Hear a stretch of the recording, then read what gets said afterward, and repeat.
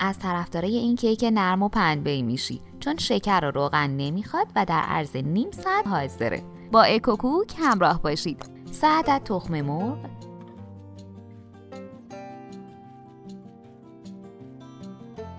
نصف قاشق چایخوری وانیل، 10 دقیقه هم بزنید تا رنگش روشن بشه.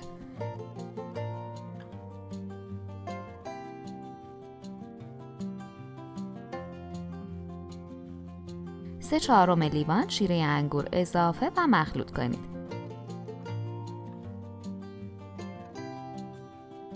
عزیزان، باعث افتخار ماست که عضوی از کانال ما باشید و دکمه سابسکرایب رو بزنید. 1 قاشق چایخوری بیکینگ پودر و 1 پیمانه آرد سفید یا آرد نانوایی رو روی مواد الک و یک دست کنید.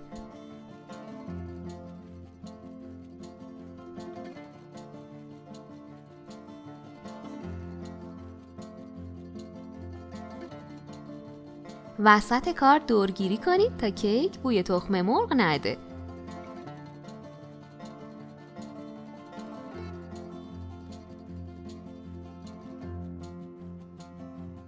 کف قابلمه رو با کره چرب کنید.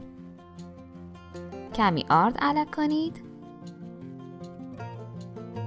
دوستان عزیزم، ما توی کانالمون کلی آموزش خیلی جالب و کاربردی داریم که نمونه‌ش رو هیچ کجا نمیتونید پیدا کنید. یه سر بزنید تا ببینید که چطور میتونید با مواد ساده و در دسترس کلی غذا و شیرینی‌های جدید و خوشمزه درست کنید. و مواد رو بریزید.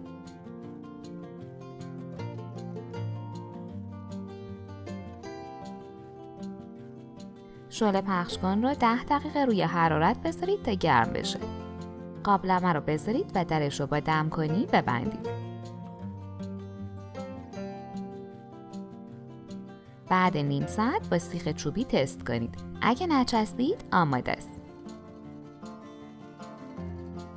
اگه از این آموزش بعداً میخوای استفاده کنی، حتما دکمه سابسکرایب رو بزن تا بتونی به راحتی دوباره پیداش کنی.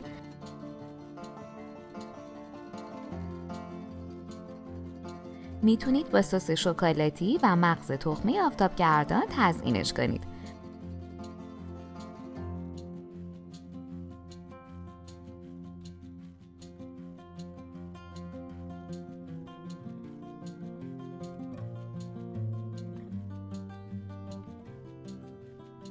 عطر و طعم شیره انگور فوق‌العاده‌اش کرده. همین الان دست به کار شو. نوش جان. اگه این آموزش رو دوست داشتید، پس قطعاً دیدن این ویدیو برای دوستانتون هم جالبه. حتما براشون بفرست تا اونا هم استفاده کنن.